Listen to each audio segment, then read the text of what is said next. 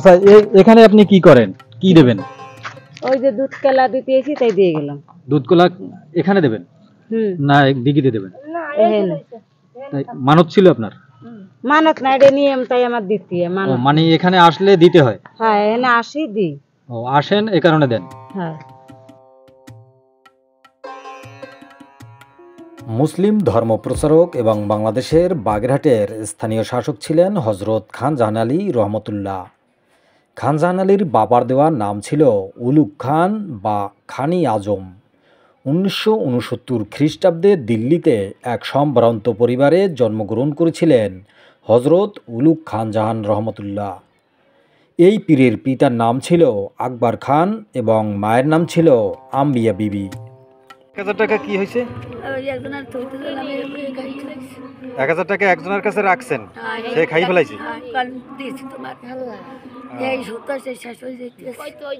খান জাহান আলীর প্রাথমিক শিক্ষা তার পিতার কাছে শুরু হলেও তিনি মাধ্যমিক শিক্ষা গ্রহণ করেন দিল্লির বিখ্যাত ওয়ালি এ কামিল পীর শাহ নেয়ামতুল্লাহর কাছে।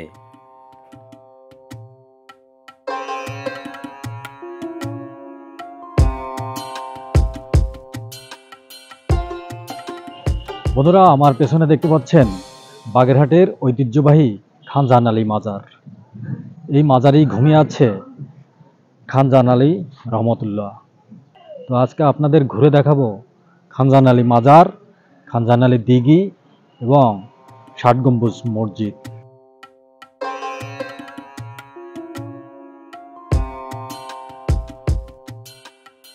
এখানে আপনার যে বাচ্চা, এই বাচ্চা গোসল করাচ্ছেন এখানে এই দিঘিতে, আপনার কি মানুষ ছিল?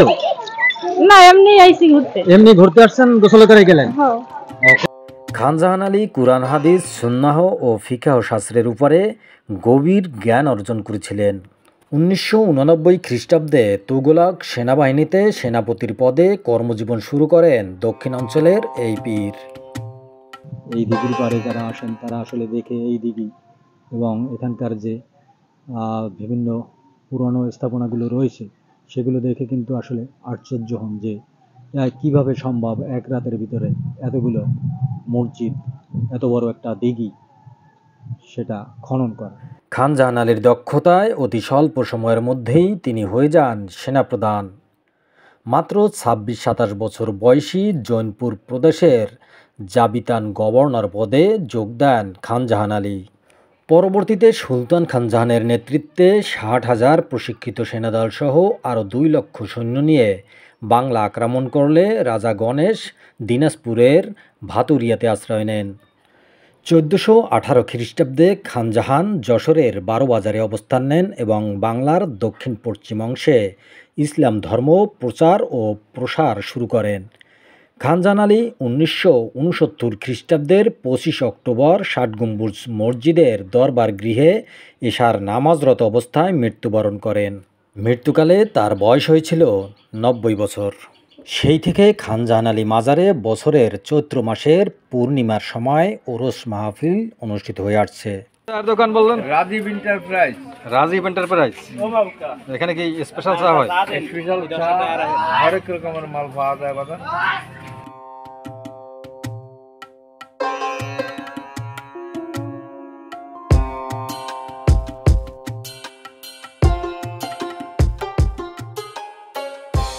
সেই পুরনো ঐতিহ্যবাহী খান জাহান আলী দিঘি এটি। এই দিঘিটি আসলে দেখতে একেবারে নদীর মতো, আসলে এটি একটি বড় দিঘি। এই দিঘিতেই কিন্তু অনেকে মানত করে এখানে গোসল করে।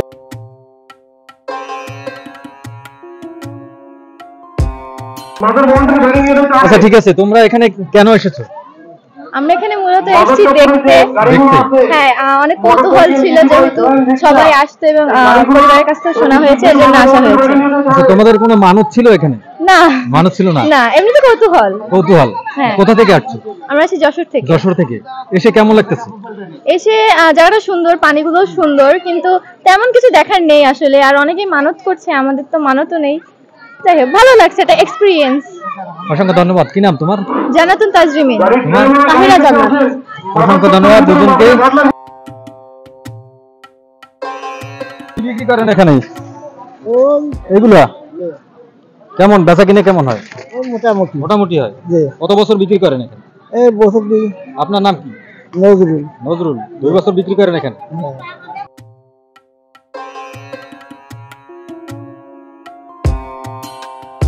অনেক 570 বছরের আগের বংশধর। 570 বছর আগে খানজাহান পীর সাহেব মারা গেছে। সেইভাবে বংশধর বৃদ্ধি হয়ে ওই আস্তে আস্তে বংশধর বৃদ্ধি পাইছে আর তারা এখানে বসতি করছে। বসতি করছে, যা যা জায়গায় সেই সেই থাকে। কেউ জায়গায় আবার কেউ জাতি পারে না। আর সুস্থে বাঘ। আপনার নাম কি? আমার নাম খাতেম আব্দুল্লাহ। আপনিও এই বংশ? হ্যাঁ হ্যাঁ হ্যাঁ। আমি এমনি আর একজনের জায়গায় যেতে পারবো না। আপনার নিজের জায়গায়? আমার নিজের জায়গায়, আমার বাপের যা আছে। তবে প্রচলিত আছে বাংলাদেশে খানজাহান আলী দিঘি ও 60 গম্বুজ মসজিদ সহ এক রাতে 360টি মসজিদ ও 360টি দিঘি নির্মাণ ও খনন করা হয়েছিল, যা নির্মাণ ও খনন করেছিলেন জিনেরা। না না, এটা গ্রাম না, এটা ঠাকুর দিঘি। ঠাকুর দিঘি? দিঘি মানে গ্রাম না? না। তো এই গ্রামের একটা নাম তো আছে, এইটাই গ্রাম নামে ঠাকুর দিঘি? এই এই এই এরিয়া হয়েছে ঠাকুরচানের। ঠাকুরচানের? ঠাকুরচানের এই বাগেরহাট জেলার মধ্যে ইনি ছিলেন জমিদার। ও, ঠাকুরচান জমিদার? জমিদার ছিলেন। ও, তার এলাকা এটা? এই এলাকাটা মনে করো ওই সিএমবি বাজার পর্যন্ত আর হচ্ছে দশানে পর্যন্ত। পরবর্তীতে ঠাকুরচানের পরে কি খানজাহান আলী আসছে না? খানজাহানে দিয়ে গেছে। ও, খানজাহানরে দিয়ে গেছে ঠাকুরচান? ঠাকুরচান দিয়ে গেছে এই দিঘি কাটার পরে। ও, দিঘি এক রাতের এর দিঘি কাটছে। হ্যাঁ, দিঘি তো এক রাতের কাটছে। আর কয়টা মসজিদ করছে? মসজিদ এক রাতের 360টা মসজিদ হয়েছে বাংলাদেশে, 360টা দিঘি হয়েছে। ও, 360টা মসজিদ, 360টা দিঘি একই রাতে হয়েছে? এক রাতের খানজাহান বাবা করে দিয়ে গেছে। স্থানীয়দের সাথে কথা বলে জানা গেছে প্রায় 600 বছর আগের খানজাহান আলীর উত্তরসূরিরাই ওই দিঘি ঘিরে পুরো গ্রামটিতে ছড়িয়ে আছেন, কেউ পাগল এবং কেউ কেউ খাদেম হিসেবে। একটা দিঘি 360টা মসজিদ করছে এক রাতে? এক রাতে। তার ভিতরে 9 গম্বুজ একটা। এটা 9 গম্বুজ মসজিদ? হ্যাঁ, এটা 9 গম্বুজ মসজিদ। উনি এখানে নামাজ পড়তেন। বিচার সালিশও করতেন এইখানে। বিচার সালিশও এখানে করতেন? তো বর্তমানে এখানকার অবস্থা কি? বর্তমানে এখানে নামাজ পড়ে? হ্যাঁ, 5 ওয়াক্ত নামাজ হয়, জুম্মা হয়। জুম্মার নামাজ হয়? হ্যাঁ। আপনার নাম কি? আমার শাহিন ফকির। শাহিন ফকির। বন্ধুরা, এই হচ্ছে ঠাকুর দিঘির পার গ্রাম, খানজাহান আলীর বাড়ি। সেই গ্রামে আসলে খানজাহান আলীর যে উত্তরসূরি যারা রয়েছেন তারাই কিন্তু এই গ্রামে বসবাস করেন। এই রাস্তা এবং এর আশপাশে কিন্তু তাদের বাড়িঘর রয়েছে। তো আপনারা দেখেছেন যে ঠাকুর দিঘির সেই গ্রাম, ঐতিহ্যবাহী খানজাহান আলীর বাড়ি। বলছি যে এক বড় ভাই পাতা নিচ্ছে, আসলে তিনি পাতা দিয়ে কি করবেন সেটা তার কাছে আজকে জানবো। আসলে আপনি কি করবেন? এটা ডায়াবেটিসের ওষুধ হবে। ডায়াবেটিসের ওষুধ? এগুলো দিয়ে বানাবেন আপনি? এটি বানাবো। আপনি কি এই ওষুধই বানান? আমি ওষুধ বানাই, আমি নিজেই খাই, ওষুধ বানাই। ও, নিজেও খান এবং ওষুধ বানান? আমি বিক্রি তো করেন না? না, আমি নিজে খাওয়ার জন্য? আমি নিজে খাওয়ার জন্য আমি নিজেই ওষুধ বানাই আর নিজেই খাই আর কি। অসংখ্য ধন্যবাদ আপনাকে। আসলে নিজে খাওয়ার জন্যই কিন্তু তিনি এই পাতা নিচ্ছেন। আসলে মানুষ তো জানে না কোন পাতায় কোন কাজ হয়, কোন রোগের উপকার হয়। আসলে তিনি যেহেতু জানেন, তিনি কিন্তু এই পাতা সংগ্রহ করে সেই পাতা দিয়ে ওষুধ তৈরি করে তারপর ডায়াবেটিসের জন্য মানে খাবেন।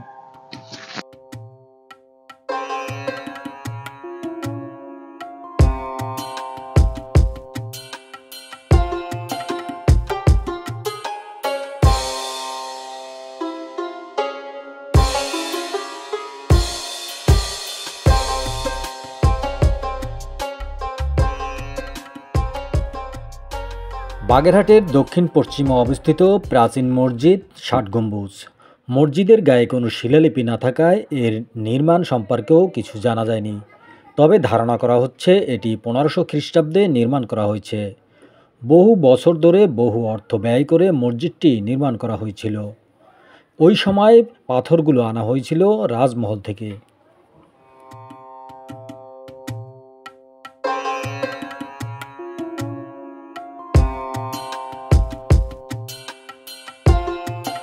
আশ্চর্যজনক বিষয় হলো মসজিদের সামনে দুই পাশে দাঁড়িয়ে রয়েছে একই রকমের দেখতে দুটি গাছ।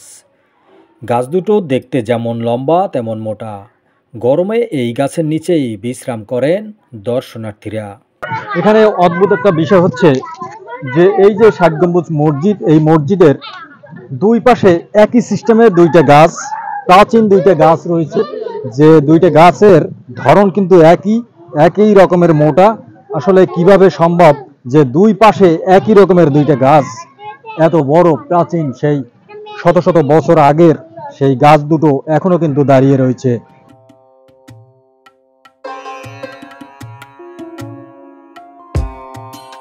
ষাট গম্বুজ মসজিদের পশ্চিম পাশেই রয়েছে ঐতিহ্যবাহী ঘোড়া দিঘি।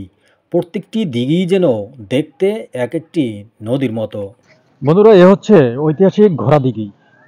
খানজাহান আলী রহমতুল্লাহ এই দিঘির চারপাশে ঘোড়া নিয়ে ঘুরে বেড়াতেন, যার কারণে এই দিঘিটির নামকরণ করা হয়েছিল ঘোড়া দিঘি।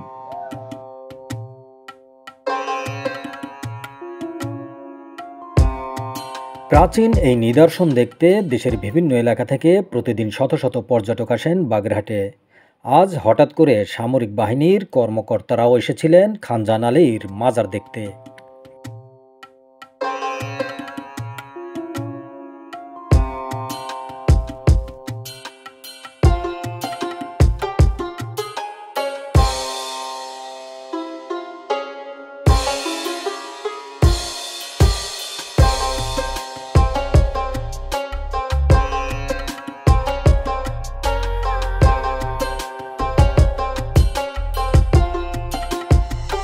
বন্ধুরা, এখানে দেখতে পাচ্ছেন যে খানজাহান আলী মাজারের পাশে যে বাউন্ডারি, সেই বাউন্ডারিটা কত সুন্দর করে দেয়া হয়েছে। আসলে এই বাউন্ডারির ওপাশে যে ভবনটি দেখতে পাচ্ছেন, ওখানেই হজরত খানজাহান আলী রহমতুল্লাহ তিনি ঘুমিয়ে আছেন। তার ওপাশে কিন্তু আরও একটি মসজিদ রয়েছে।